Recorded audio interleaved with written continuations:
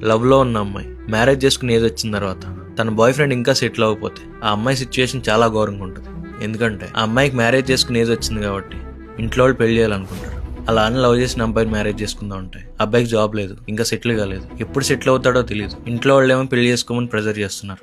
వాళ్ళ లవ్ గురించి చెప్తే ఇంట్లో వాళ్ళు ఒప్పుకోరు, ఎందుకంటే అబ్బాయి ఇంకా సెటిల్ అవ్వలేదని. ఇంట్లో ఒప్పుకోలేదు కాబట్టి అబ్బాయి వెళ్ళిపోదాం అంటే ఆ అమ్మాయికి ఇంట్లో వదిలేసి రావడం ఇష్టం లేదు. ఒకసారి ఆ అమ్మాయి సిచ్యువేషన్ ఊహించుకోండి. ఊహించుకున్న మనకే అంత పెయిన్ఫుల్గా ఉంటాయి, ఆ సిచ్యువేషన్లో ఉన్న అమ్మాయికి ఇంకెలా ఉంటుంది?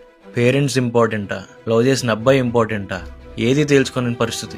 ఆ అబ్బాయి ఎప్పుడు సెటిల్ అవుతాడో తెలియక, ఇంట్లో వాళ్ళు బాధ పెట్టలేక, తనలో ఎంత బాధ ఉన్నా ఇంట్లో వాళ్ళు చూసిన అబ్బాయిని పెళ్లి చేసుకోవడం రెడీ అవుతుంది.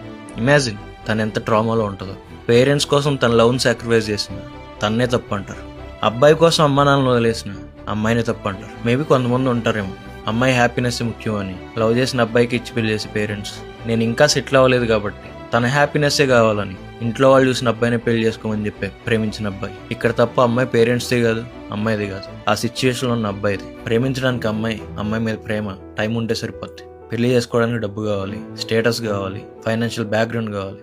ఇవన్నీ లేకుండా ఒక అమ్మాయిని ప్రేమిస్తే నీ లైఫ్నే కాదు, నువ్వు ఆ అమ్మాయి లైఫ్ని కూడా నాశనం చేస్తావు. బట్ ఈ స్టోరీ మొత్తంలో సఫర్ అవుతుంది మాత్రం అమ్మాయి, అటు వాళ్ళ పేరెంట్స్ సైడ్ నుంచి, ఇటు అబ్బాయి సైడ్ నుంచి.